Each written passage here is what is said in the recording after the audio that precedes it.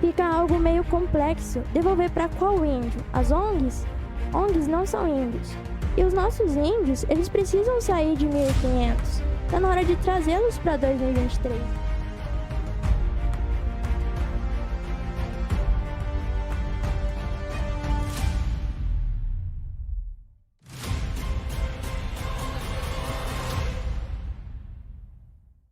Então, parabéns ao autor.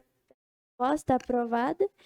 E nós falamos aqui de temas importantes, falamos de respeito às opiniões.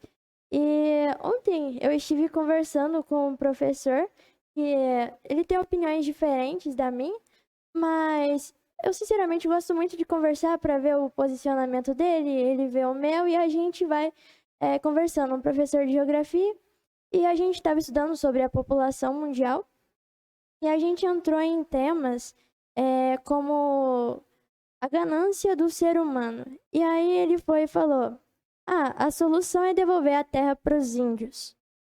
E aí eu brinquei com ele e falei assim: nossa, qual índio? É o STF? Aí ele sorriu e eu gostaria de dizer que é importante respeitar a opinião dos outros, mas também expor aquilo que a gente pensa.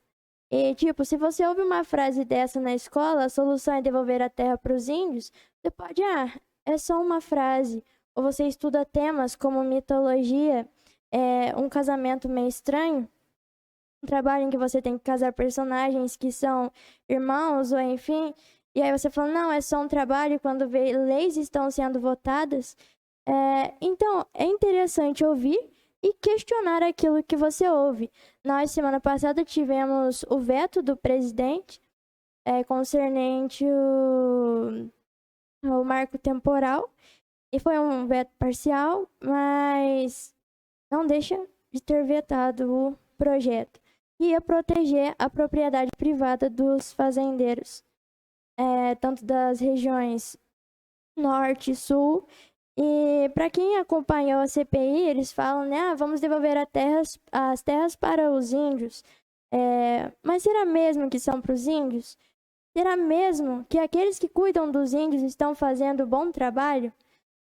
Assistindo a CPI das ONGs com o ex-deputado federal, se não me engano, Aldo, ele estava falando que na Amazônia existem 3 estados. O estado oficial, que seria o prefeito, o governador. Tem o narcotráfico, que é um negócio muito, muito grande, até mesmo internacional. E depois, quem tem o maior poder no estado do Amazonas são as ONGs. E lá ele visitou inúmeras vezes o estado, e ele viu um movimento da prefeitura com Guarda Nacional, com IBAMA, com um monte de gente, com soldados, enfim, ele falou assim, nossa, isso é para combater o narcotráfico? E eles disseram, não, é pra gente prender os fazendeiros que estão colocando as suas vacas ali. E aí ele foi mais aprofundamente ver a situação. São pessoas que o Estado, vamos supor, vamos tirar você daqui porque aqui vai ser reserva florestal. Quantos índios tem nessa reserva? 3, mas não deixa de ser uma reserva florestal. O fazendeiro é tirado dali e colocado em outro lugar. Lá vem a ONG, não, mas esse lugar aqui também é reserva. E são locais que o Estado determina que sejam colocadas essas pessoas.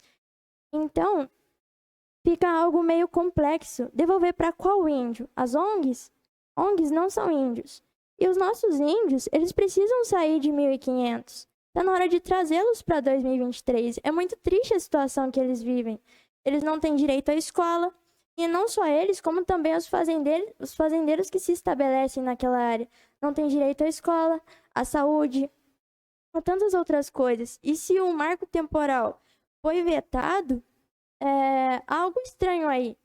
Não era para proteger o agro e, ao mesmo tempo, os indígenas?